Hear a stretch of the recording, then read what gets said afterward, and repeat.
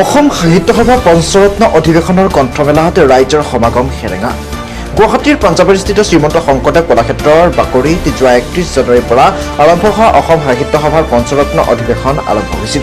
আজি অন্তিম দিনা গ্ৰন্থমেলাত ৰাইজৰ সমাগম হেৰেঙা হোৱাত গ্ৰন্থ বিপণীসমূহৰ মাজত লাগিছে হাহাকাৰ। গ্ৰন্থ বিপণীৰ স্বত্বাধিকাৰীসকলে এনেকৈ আদৰণি সমিতিৰ ওপৰত ক্ষোভ উজাৰে। গুৱাহাটীৰ পৰা Biswajit Sahar report, BBS live. Pancharatna Guwahati অধিৱেশনত প্ৰচাৰ বিভাগটো অতিকৈ পুতৌ লগা আৰু তাৰ বাবে প্ৰচাৰৰ অভাৱত মানে গ্ৰন্থমেলাস্থলীত দৰ্শকৰ সঁহাৰি অত্যন্ত নিৰাশাজনক।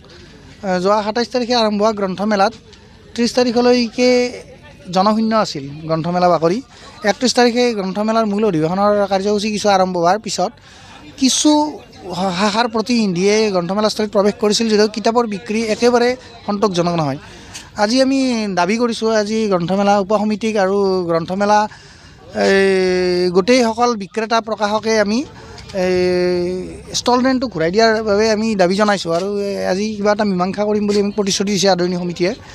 মানে গ্ৰন্থমেলাত আমাৰ যি ষ্টল ৰেণ্ট লৈছে সেই ৰেণ্টটো বহুত মানে কাৰোৱে মানে ওলোৱা নাই কিতাপ বিক্ৰীৰে। মানে সেই কথাটো অসম সাহিত্য সভাটো মানে আমি লাজ পাইছোঁ। অসম সাহিত্য সভা এনেকুৱা মানে প্ৰচাৰ এখন আদৰণি তোৰণ নাই, এখন গেট নাই, হোৰ্ডিং নাই, কোনো ধৰণৰ কোনো ব্যৱস্থা নাই তাৰমানে ইয়াত।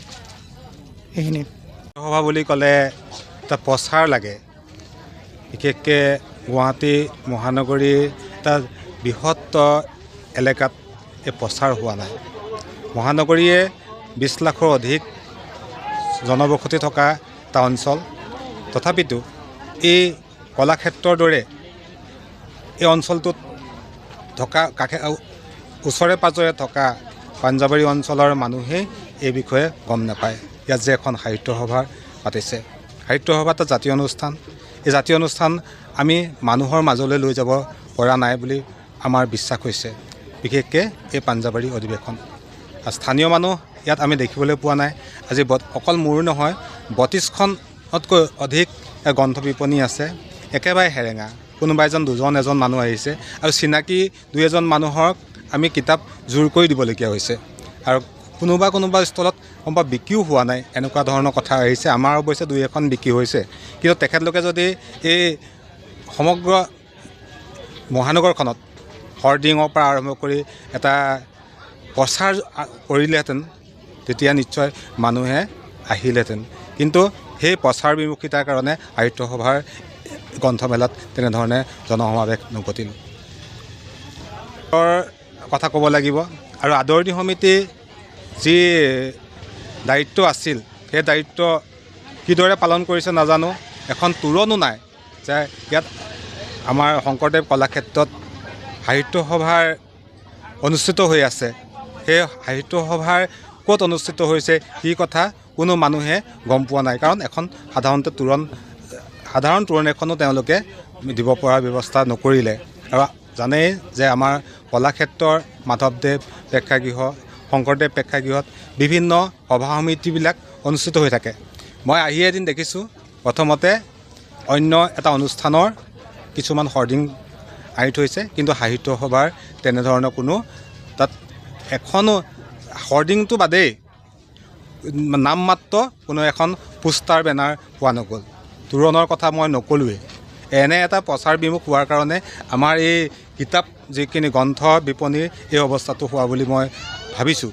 মোৰ মতে সেইটোৱে আটাইতকৈ ডাঙৰ দুখ বুলি তেখেতলোকক মই ক'ব বিচাৰোঁ। এইখন যিখন সাহিত্য বা গ্ৰন্থমেলা হ'ল, মানে আমাৰ বোধেৰে এইখন চবতকৈ বেয়া গ্ৰন্থমেলা বুলি ক'বলৈ হ'লে এইখনে। এতিয়া চাওক, আপুনি এতিয়া আহি দেখিছে ইয়াত কোনো মানুহ নাই। আমি 27 তাৰিখৰ পৰা ইয়াত আছোঁ, কোনো ধৰণৰ মানুহ নাই, কোনো চেল নাই। আপুনি এটা লজ্জাজনক বিষয় হয় অসমীয়া গ্ৰন্থ সংস্কৃতিৰ ক্ষেত্ৰত। আৰু ইয়াৰ মাইনাছ পইণ্টটো হ'ল আপোনাৰ মানে কোনো হেৰি নাই, আপোনাৰ কোনো আপোনাৰ বেনাৰ নাই। আপুনি ৰাস্তাৰ কাষত চাব, কোনো বেনাৰ নাই, এখন ভাল গেট নাই। তো গ্ৰন্থমেলাত মানুহ আহিবলৈ টান পাইছে। তেওঁলোকে যদি গমেই নাপায় ইয়াত এখন গ্ৰন্থমেলা চলি আছে, তো কেনেকৈ আহিব? আৰু যিখিনি মিটিং হৈছে ইয়াত হোৱা নাই। মাধৱদেৱ কলাক্ষেত্ৰ, মাধৱদেৱ প্ৰেক্ষাগৃহ, শংকৰদেৱ প্ৰেক্ষাগৃহ সেইবিলাকত হৈছে। চ' সেইকাৰণে মানুহৰ সমাগমটো মানে এইখিনিত হোৱা নাই, আৰু তাৰে কাৰণে আজি গ্ৰন্থমেলাখন চবতকৈ ফ্লপ গ্ৰন্থমেলা বুলি পৰিগণিত হৈছে।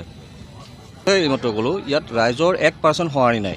যিখিনি বাহিৰৰ প্ৰতিনিধি আহিছে তেওঁলোকে জাষ্ট 2-এখন কিতাপ লৈছে, কিন্তু সেইখিনি ছাফিচিয়েণ্ট নহয়। ওচৰৰ মানুহে গমেই পোৱা নাই, ঠিক আছে। তো আৰু ইয়াতে আমি 27 তাৰিখৰ পৰা আছোঁ। তো 27 তাৰিখৰ পৰা 30 তাৰিখলৈকে আপোনাৰ বহনিৰ কাৰণে মানে যাত্ৰাৰ কাৰণে মানুহ ৰখি থাকিব লাগে। আমি ৰখি থাকোঁ 4টা বজালৈকে। 31 তাৰিখৰ পৰা অকণমান মানুহ হৈছে, কিন্তু সেইখিনি অত্যন্ত তাকৰ, মানে সেইখিনিৰে একোৱেই নহয়।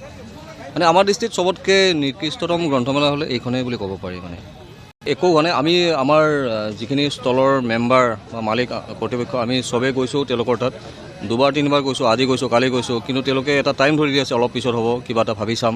তেনেকৈ মানে তেওঁলোকে আমাক এটা মানে জাষ্ট সান্তনা দি আছে, তাৰ বাহিৰে এতিয়ালৈকে একো হোৱা নাই। মানে আমি তেওঁলোকক কৈছোঁ যে আমাৰ যিহেতু হাতৰ পৰা গৈ আছে, ষ্টাফ মেইনটেইন খৰচ আছে, ষ্টল খৰচ আছে, আৰু এইটো চাওক, এইটো অকণমান ষ্টলত 20,000কৈ লৈছে, ঠিক আছে, কিছুমান ষ্টলৰ পৰা 10,000 লৈছে। তো এইটো অন্ততঃ আমাক কিছু পৰিমাণে হ'লেও তেওঁলোকে ঘূৰাই দিয়াৰ ব্যৱস্থা এটা কৰি দিব লাগে। এইটো আমি আন্তৰিকতাৰে তেওঁলোকক মানে হেৰি কৰিছোঁ।